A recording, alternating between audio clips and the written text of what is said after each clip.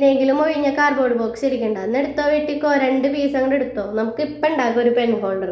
അത് ഞാനൊരു വിക്സിൻ്റെ മൂടിയാണ് എടുത്തിരിക്കുന്നത്. അത് വെച്ചിട്ട് ഇതേ ഫ്ലവർ ഷേപ്പ് വരച്ചു കൊടുക്കുന്നുണ്ട്.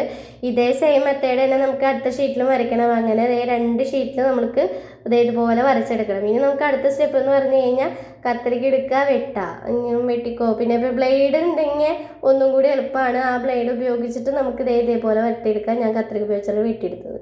അപ്പോൾ നമുക്കിനി അടുത്ത സ്റ്റെപ്പ് എന്ന് പറഞ്ഞാൽ കളർ കൊടുക്കുക. ഇതിൻ്റെ സെൻറ്ററിൽ യെല്ലോ ആണ് ഞാൻ ആദ്യം കളർ കൊടുക്കുന്നത്. അങ്ങനെ 2 എണ്ണത്തിനും സെയിം പോലെ കളർ കൊടുത്തിട്ടുണ്ട്. ഇനി നമുക്ക് റെഡ് ഉപയോഗിച്ച് അത് ഫുള്ള് അങ്ങോട്ട് ഭംഗിയാക്കാം. അപ്പോൾ പെയിൻ്റ് അടിക്കുമ്പോൾ ശ്രദ്ധിക്കണം, യെല്ലോയിൽ ആവാതിരിക്കാൻ ശ്രദ്ധിച്ചോളാം. അപ്പോൾ ഞാൻ ഞാൻ നോക്കിയിട്ടാണ് പെയിൻ്റ് അടിച്ചിരിക്കുന്നത്. അപ്പോൾ ഇതുപോലെ ആക്കി എടുത്തിട്ടുണ്ട്. ഇനി നമുക്കതൊന്ന് ഡ്രൈ ആയി കഴിഞ്ഞ് കഴിഞ്ഞാൽ ഇതേപോലെ ഒരു ലുക്ക് കിട്ടും. ഇനി അടുത്ത സ്റ്റെപ്പ് എന്ന് പറയുന്നത് ഏതെങ്കിലും ഒഴിഞ്ഞൊരു ബോക്സ് ഉണ്ടെങ്കിൽ അതിൻ്റെ സെൻറ്റർ അങ്ങോട്ട് വെട്ടി കൊടുക്കുക.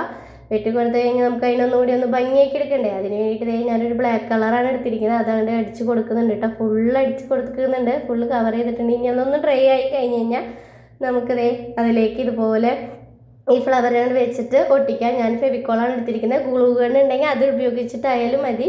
അപ്പം ഞാൻ ഫെവിക്കോളാണ് ചെയ്തത്.